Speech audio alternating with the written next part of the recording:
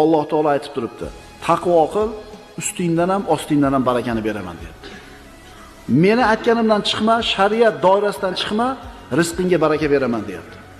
Robbimiz bizga aniq ishlaydigan formulani aytib tursa, namozni qo'yib do'konda tursak, Alloh taolo zakotni ber, taqvo qil desa, baraka beraman desa, 2,5% qizg'ansak, Ramazonda roza tut, taning sog'lom bo'ladi, rizqingga, umringga baraka beraman desa, issiq hozir desak,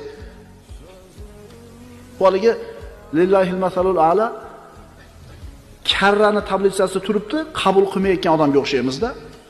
Usiz ishimiz bitmaydi. Bu shunday bir formulalarki, tatbiq qilmay ilojimiz yo'q. O'shuning uchun qarangda, o'sha shariat ramkasida qo'lidan kelganicha harakat qilayotgan odamda topayotgan 3-4 chaqasida baraka bo'ladi. O'shuning uchun eskilar bitta ota, bitta ket mana bilan tirikchiligini nima qilavergan? O'tkazavergan.